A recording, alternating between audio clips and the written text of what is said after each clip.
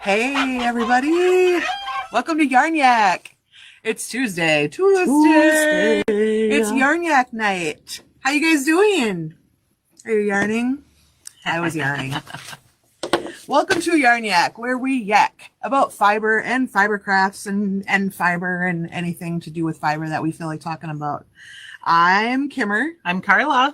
And we are coming to you from our local yarn shop, The Stash in Baldwin, Wisconsin. Tonight we are yakking about fiber. We are giving you the fiber breakdown. We're going to define various types of fiber and hopefully clear up some questions that we've gotten about various things. What is this and what is that and what is the difference between and do I really need to and things like that. We're going to try and give you guys some information so that you know more about different kinds of fiber and what you need for what or what is important to think about. So because of the extensive amount of information there is about fiber, we decided we're not going to do fiber college here, but we did bust it up into 2 episodes. So this week is part 1 of the fiber breakdown, and next week will be part 2. And so, anyway. That's right. But let's talk about what we're working on this week. Kimmer, what are you working on this week? I know you have something to show. So I did it with Kimmer mini kits that I launched, was it a week ago? Mm-hmm. 2 weeks ago? Mm-hmm. The very first one was a little bean stitched little Christmas tree. And one of the things that I suggest in the tutorial is that you could make a garland out of it. So I got some dried fruit and whatnot, and I'm in the process of making my garland. So I'm almost there. What I have done right now is I have blocked the last of my little trees. Ooh, blocking. Yes, blocked them so that they won't curl easily. And I wanted to show you, here they are. I wanted to show you, look at this lovely stitch definition. The wool that I used to make these trees is from Jameson Smith. It is 100% Shetland wool. It comes in these glorious, adorable little 25-gram 2-ply skeins, I guess. They look like this. They look like that. They're beautiful. And they have incredible colors. There's so many of them. It's almost impossible to decide what you want. But I chose a bunch of green ones and some other colors to play with when I was shopping in eastern Wisconsin here a few weeks ago. And it turns out that I might know where people around here can get some Jameson and Smith. Exciting. Shetland 2-ply jumper yarn. They call it jumper yarn. Jumper, as you know, means sweater in the US.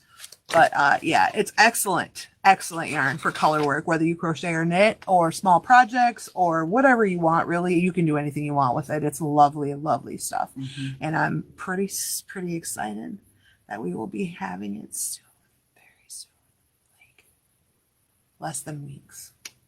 So awesome. That's what I'm working on. I'm blocking it and I'm going to finish stringing it together and you will soon see it in the window as part of our holiday decorations at the Stash. Yay. What are you working on, Carla? I am still trying to finish up that tip to tip. And well, you've been doing a few other things. Carla's been teaching Tunisian classes too just lately. That's been fun. Yeah. Actually, my students are very, very good students. They catch on really quick. I'm going to bring the teacher an apple tomorrow. That's right. Yeah, make it like strudel. Apple strudel. An apple strudel? Yeah, or that's apple fritter. Or yes, those are my favorite apples. I mean, I agree with you. So. This time of year, it better be warm and it better involve some kind of ice cream. Right? Oh, or something. A la mode.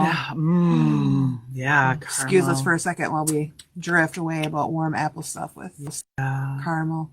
Apple cider. Okay, anyway. All right. I'm back. So if you ever want to know more about anything that we're working on, we're pretty good usually about posting on the Yarn Yak page of our website, www.shopthestashbusters.com. You can just click on the Yarn Yak page tab and it'll take you right to it. And there's links and pictures and things like that. All the things. And little blurbs about me and Carla if you're interested. If you're not, that's totally fine. It was suggested to us that we should have bios about ourselves. So it's really hard to write something about yourself. It is, Tricky. actually. Yeah. But yeah, check that out. All right. And now the fiber breakdown. Breakdown. So let's start here. In case you didn't know, there's 3 main types of fibers. There's plant fibers, there's animal fibers, and there's synthetic fibers. So in part 1 of the fiber breakdown, we're going to talk about plant and synthetic tonight. And then next week we'll tackle animal because there's a lot. It's a whole other animal. It's a whole nother. I see what you did there. That's right. Before we go any further, though, I just want to interject. I want to say a quick shout out, virtual hug, blow kisses, to our naked Kathy, who is in the hospital with the pneumonia. Oh. She is fine, people. Everyone who knows her, do not panic. I spoke to her today. She expects to be going home in a few days. She's doing very well. But yes, we want to send our loves, hugs, thoughts, prayers, vibes, whatever you do that for naked Kathy. Absolutely. And give her some stashy love because, she's the one that makes our mighty mini toes and makes us all smile. Yes. Tells us how things really are. We Right. need her. Yes. We need her well and healthy and back at the shop. Absolutely. So, love you, Kathy. Yes, get better soon.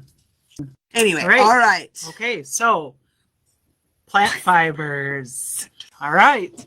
So plant fibers are actually gaining popularity. I know myself, I actually have taken a liking to linen. So Yes. anyway, Yes, you have. Yes. So, but they are nice because they're a more organic, environmentally friendly yarn.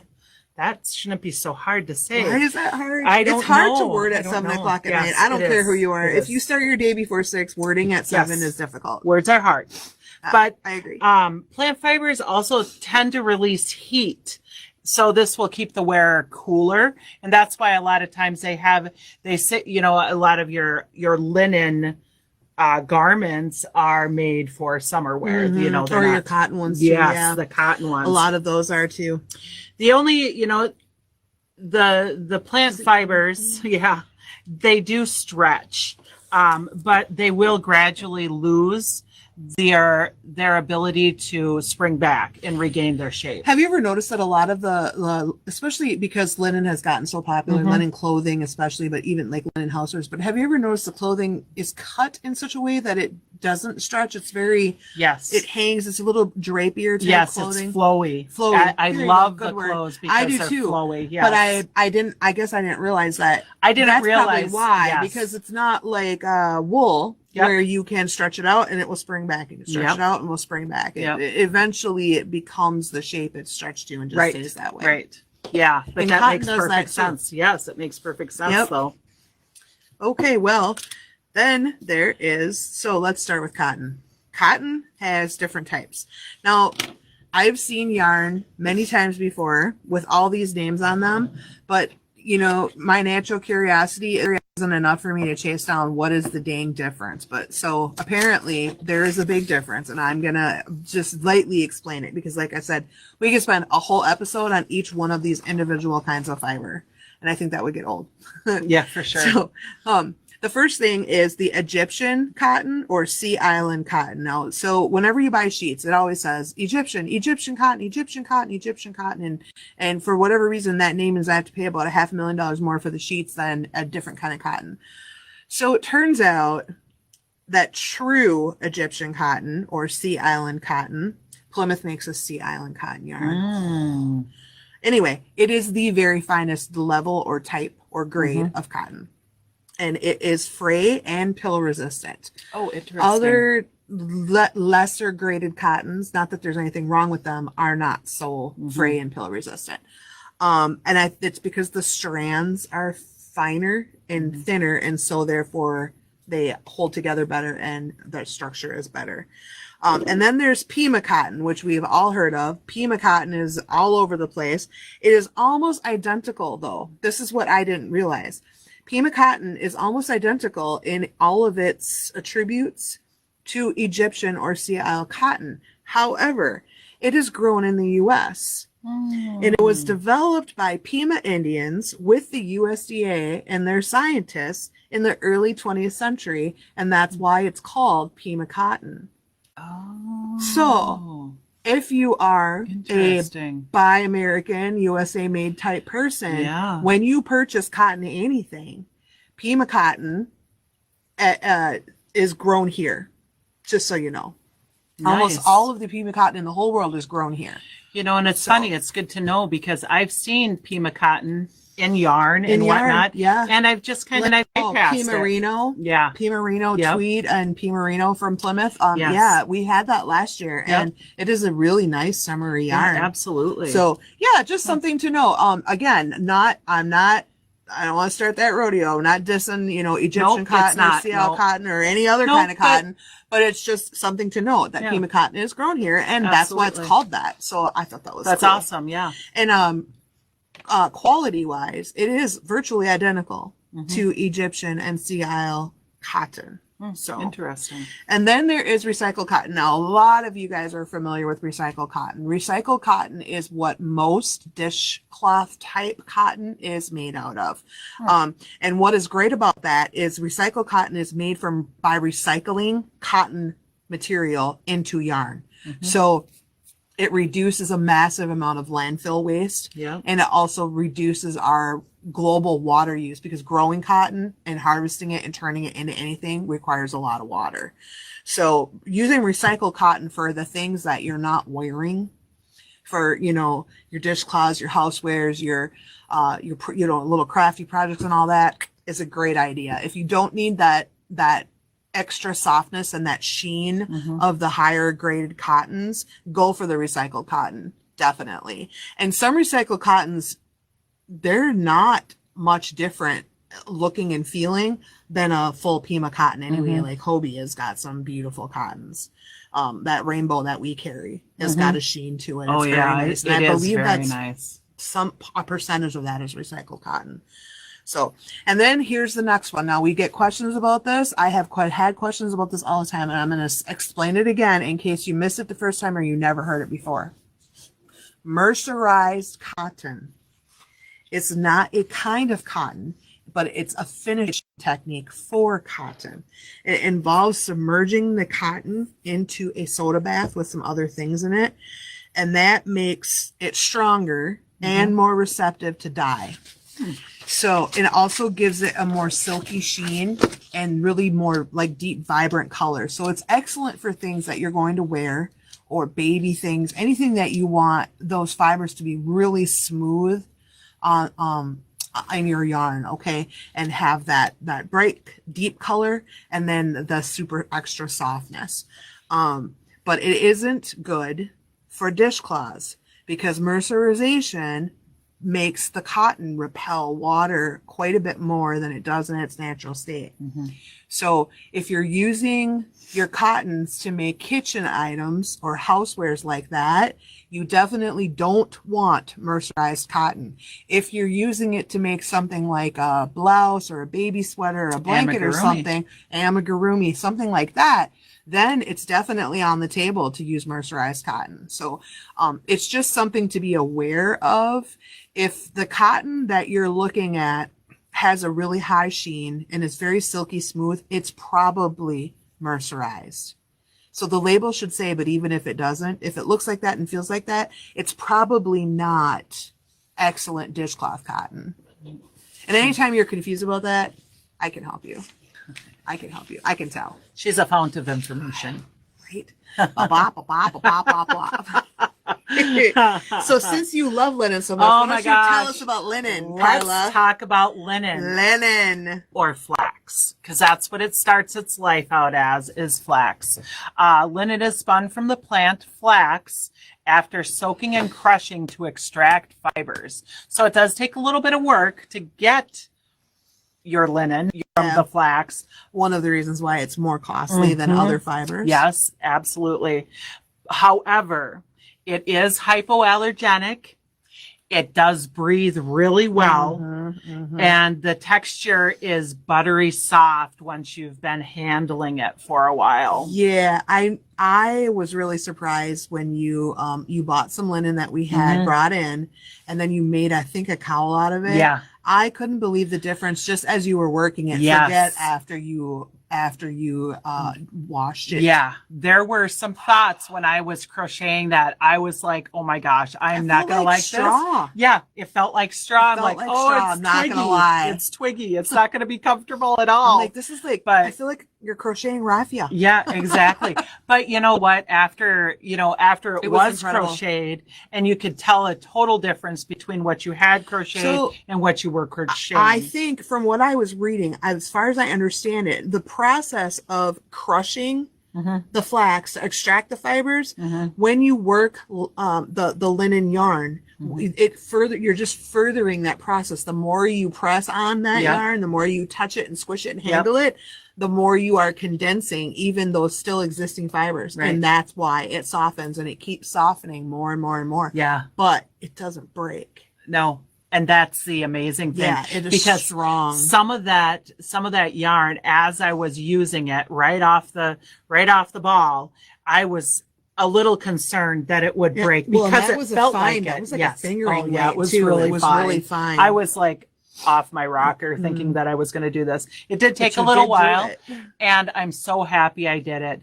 The other, something that really I really like about it too is that it may be the oldest known plant fiber for fabrics, and that is uber interesting. Cool. It's historically interesting. It may be. There's no one knows for sure. We talked about this in another episode about like how far back does knitting date and fiber and stuff. They can't say for absolutely certain about some things just simply because some fibers break down faster than others. But there is evidence that people were using flax and other plants similar to it, in its family, as much as or more than 5,000 to 10,000 years ago. Well, and it's great. Weave. I mean, it's amazing that you can grow this. Yeah. You could grow this, and so you like could make your cavemen, own. you guys, cavemen used flax Yep. to make fabric or baskets or it's really cool. Yep. Yeah, you could grow it. I mean, in theory. Yeah, but I'm not gonna make your own yarn. Yeah. However, it might take too much work. It might be a little bit of work, but it's nice to think that you could. I could if I wanted to. If you were so inclined. Yeah, at this point I'm not. Right. So the next plant fiber on our list is hemp. I don't want to hear no pot jokes now. Just zip it with the pot jokes. I can hear you thinking them. Just stop. Because this is not that. Hemp is derived from a plant in the cannabis family, but it's not cannabis. So it is processed much like linen yarn in the sense of that the plant fibers are crushed and soaked to extract the fibers. It's often blended with other fibers, and it's very, very, very durable. Hemp is one of the most useful substances on the planet that can be grown, harvested, and grown. It grows extremely fast in an extremely short amount of time. So we should be using it for a lot more things than we do, and we should be supporting things that use it. And one of them is yarn. It's extremely highly sustainable process, and it makes really nice yarn. yeah, because hemp grows really fast. Yeah, so it softens just like linen. It has excellent drape. It's very durable. It's very strong. And for all of these reasons, it's a really wonderful yarn choice. It's not a super common yarn choice yet, but there are brands coming out with solely 100% hemp fiber yarn, and the more they do, the more others will, and it will start to become more of a normal, common, everyday choice that you can make to choose hemp instead of, say, acrylic or some of the other fibers that have more difficult processes that strain our resources a little harder. Yeah. I'll just leave it at that. So anyway, hemp is coming. There's a wave, and hemp is riding it. It's coming at us. Pretty soon your house is going to be made out of hemp, and the streets we drive on are going to be made out of hemp. And I know it's the Jetsons, but really, maybe not. I know I'm dreaming. I was going to make a pot joke, but I'm not going to. It's not the same thing. Just kidding. Instead, I'd like to talk about soy. Soy, okay. And that's kind of soy intrigues me. Yeah, myself as well, because I did not realize that that this was a thing. So a little while back, Sunshine Mary, when she was here, she was spinning. She had some soy fiber that she was spinning with some other yarn. And I'm just sitting here telling you that that was probably one of the softest things I have ever touched in my life that was not alive, and maybe even the same as things. Like, it is incredibly soft. So that's another one. It's a little futuristic seeming right now, but soon you will see that blended into other fibers added for softness. Crazy. Yeah. So they make it from soy pulp. Yeah. And it's made into a liquid and then spun. Much like acrylic, which is also Crazy. extruded, basically, and then spun. Yep. Which is crazy. But it's soy. So it's actually a plant fiber. Right. Absolutely. And it's also soft and warm. It's purported to be soft and warm and lustrous. High luster. High luster like silk. Yep. Beautiful. So the next one on our list is bamboo. Now, bamboo has been around for a while. You often see on a yarn label, you will see bamboo from rayon. What they mean is that they have mixed bamboo with the synthetic rayon to form a stronger, less expensive, more durable fiber. It doesn't mean the bamboo came from rayon. That's not possible. Bamboo is a plant, but it's a biosynthetic. Okay. So that's something to know about it. That's sci-fi. It's sci-fi, but yeah, that's been around for a while. In fact, we have a little batch of bamboo yarn coming in, I think in the next week or so, some good like hat scarf type yarn. That is a chunk of it is bamboo, and it's very soft. We've had it before. So it's made from the cellulose in bamboo stalks. It's very water absorbent. It's very soft, and it's antibacterial. Interesting. Yeah. I've used bamboo lots of times for lots of things. If you've ever used it before or touched it before, you know what I mean when I say it's very soft yarn. I think that it pills a little bit easier than other yarns. So I guess even if it's a washable yarn, I tend to hand wash or gentle cycle only wash my bamboo yarns. Unless it's only a little bit of bamboo and it's mostly acrylic. But if it's more than 50-50, I would hand wash it. Just because it is a softer, less durable fiber than an animal fiber. That particular one. Interesting. That's just my opinion. That's my opinion. That's all. It's not fact. Right. It's what Kimmer thinks about bamboo. Love it, but a little care. What she's seen. Yeah. From what I've seen. So I'm gonna throw silk in here. Silk. Yes.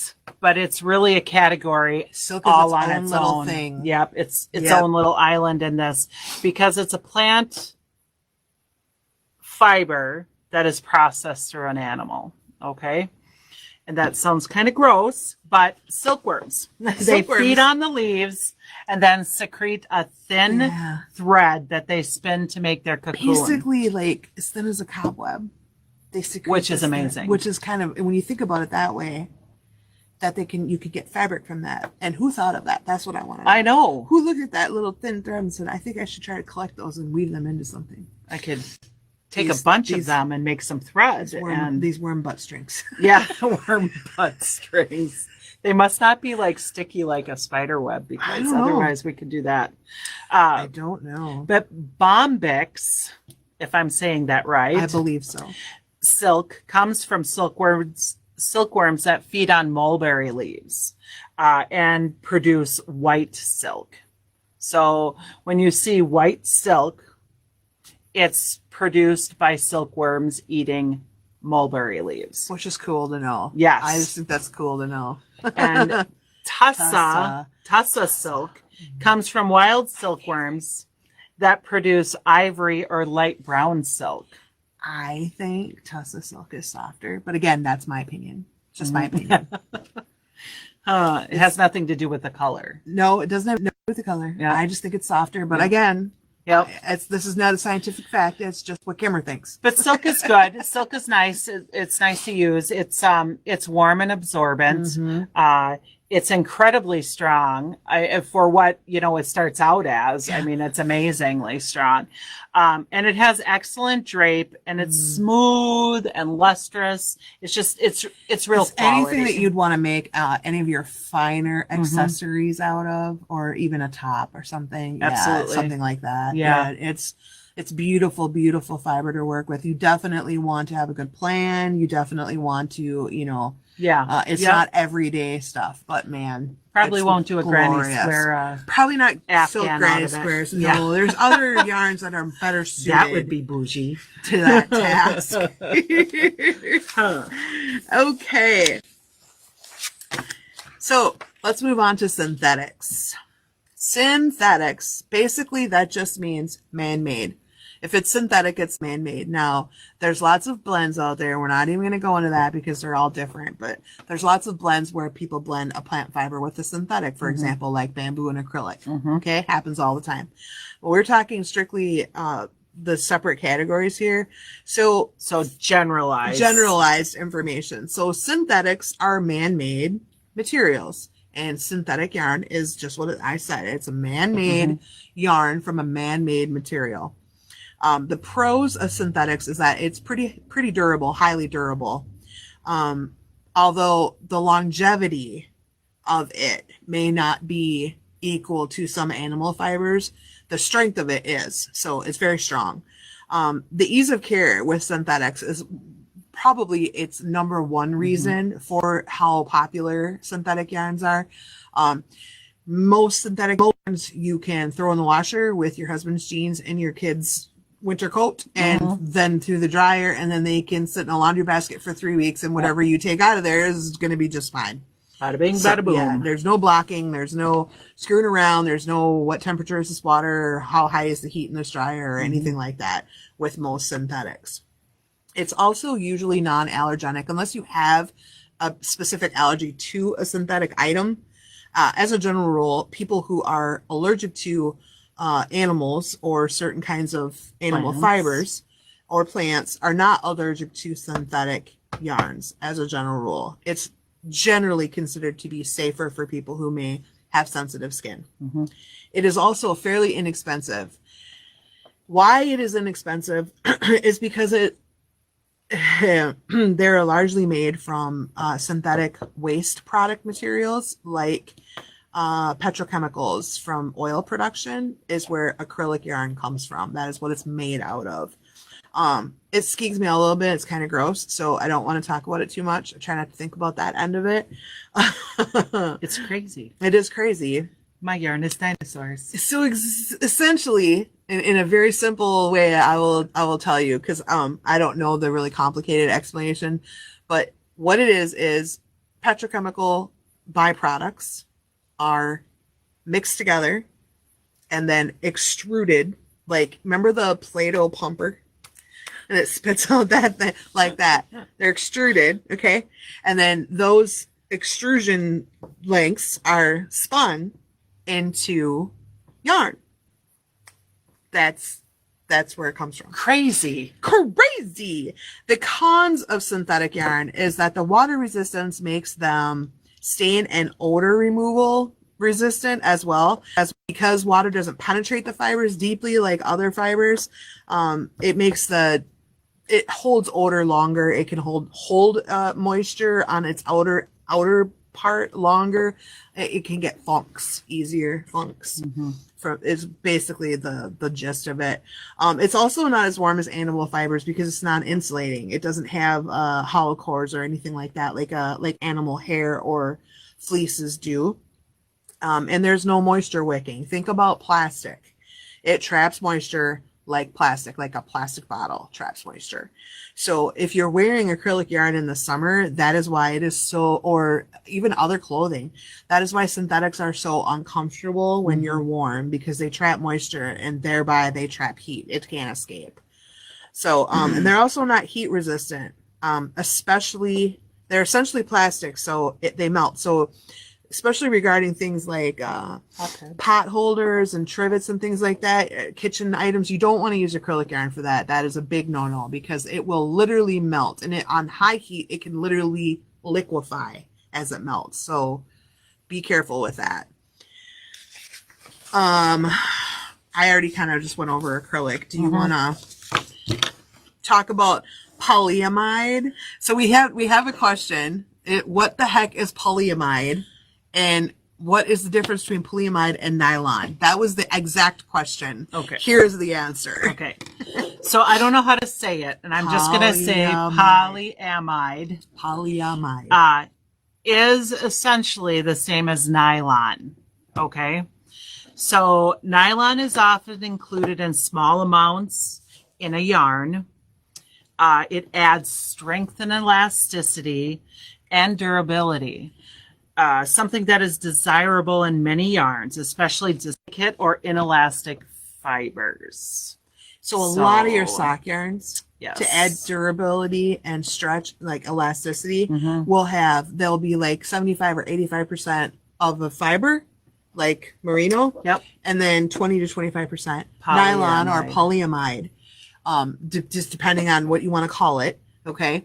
You see it a lot. Yep. So in that respect, nylon is not the star of the show. The star of the show is actually whatever the fiber is that it's been added to, because it does help out those fibers, and it makes them just more useful for a wider variety of projects then. Yep. And along with that, we have polyester. Polyester is not a extremely desirable material for yarn. However, one of the most popular yarns in the whole wide world is, I'm not going to say the name of it because we can't sell it here, but we have something just like it, and it is also made from polyester. I'll say the type of yarn I'm just talking about is your basic chenille type blanket yarn, if you know what I'm talking about. There's basically 100% polyester. Some brands may have some acrylic involved in that rodeo, or some other synthetic fibers mixed up in it for durability, strength, elasticity, and also to hold the color that they're dyeing it. But essentially it is polyester. Those types of yarns are it's a specific kind. So it looks a certain way, it feels a certain way, and it acts a certain way. And there's definitely a difference between yarn like that and then yarn that is plied. So I'm sure you know exactly what I'm talking about. All of your yarns that say chenille or something of that nature, those are all polyester yarns. Those types of yarns are very popular. And they're very popular for specific things. Absolutely. But they're usually blended with other materials for the same reason as polyamide or nylon is blended with other materials. Right. The only kind of yarn you see that's 100% polyester is that specific kind of yarn I was talking about, those big balls of blanket yarn. So my WTF moment in researching this show is really horrific. So I'm about to say something that has to do with the terrible thing to animals. So if you don't want to hear this, mute us for a second, because I don't blame you. If you do want to know, I'll continue, but I'm not going to get graphic. If you really want to know, you can Google it yourself. And if you already know, don't be mad that I didn't, okay? I have only so much room in my brain, and now this is in there forever. Because I was like, what is that? So someone asked me, and I don't know if I'm saying this exactly correctly, but what is mulesing? Mulesing. What is that? And why is it good that it's not in my yarn? And I was like, I've seen that a whole bunch of times, and I actually never questioned what it was. I just assumed it was something I didn't want in my yarn. So I just never really thought about it before. For the research for this episode, I Googled it. And I wish, I'm just saying, I wish I hadn't, because the pictures were upsetting, quite graphic. I'm just going to explain it to you in succinct words as best I can. So I've seen these on the yarn labels before. I never really looked what it was until now. So what it is it was a common method. It is not anymore. used by some sheep farmers. Largely now, the only ones who still use it are in Australia. I'm not saying all sheep farmers in Australia use it, but it's pretty much, as far as I understand, the practice is contained to that continent. They have not banned it yet. Most other countries have banned the use of this practice. Just say that right up front. To prevent their sheep from being killed by infections caused by insects, especially a certain kind of fly. What they do is they, in an attempt to create smoother skin around the breech, which is the back side, the poop area and back of the legs of sheep, is usually starting with lambs. Okay, they do this to lambs. What they do is they remove all of the fleece and some of the skin to create a scarred, smooth area that doesn't grow hair, in the hopes that the tougher, scarred skin, the bugs won't be able to bite it. So it's quite a large patch of the animal's back, side, bottom, and back of their legs. And the wounds that are often caused by this practice, usually what happens is the wounds become infected, or the bugs get in there anyway, or a different kind of bug gets in there and causes an infection. So many of the sheep who undergo this procedure still suffer a slow, agonizing death from infections from from this practice. So it's ineffective, and thus it has been banned. Also, it's Archaic. It's cruel in the sense of that it causes the animal a fair amount of pain. It seems to be a form of mutilation. Now, I'm not an expert, and I'm not an animal cruelty nut, nor am I a skin person who doesn't care. I'm just saying this practice, that is what that word means. So when you see yarn that says it's mulesing free, it means that the yarn is coming from a country that does not, that practice has been banned. It's not used there. So if you are worried about this thing or know about this thing and don't want to buy yarn where that practice has been used, just look for that label or the country of origination where the yarn came from. And it should, again, as far as I understand it, the practice is limited largely to Australia at this point. Most other countries have banned it, but that's what it is. It's not a yarn thing or I thought it was something completely different. Like I thought it was maybe like junk that got in fiber that they like took extra trouble to pick out or something like that. Because the first time I saw it, I think it was on a tweed yarn, and I just assumed it had something to do with the tweed. I never looked into it. Now that I know what that means, it's something I will pay a little bit more attention to in the future. But that's what mulesing is, and that's why you should care if your yarn is mulesing free. And don't Google it. Just take my word for it. Just take my word for it. Mulesing is bad. You don't want that. You don't want to foster that. So poor sheepies. Poor little sheepies. So anyway, that is the end of fiber breakdown part one. Next week, we will have fiber breakdown part 2, animal fibers, which is a little bit more, it's quite lengthy. There's a lot to it. So anyway, we are off the island tonight. Woohoo! There's no island tonight. Yes. Instead, we have a curiosity question. I was sent this question. What is, and we're both going to answer it as quick as we can because we're running long. What is the single best advice or tip you ever got about yarning, and who'd you get it from? I had to think about this one. And it was actually more recent than you might imagine.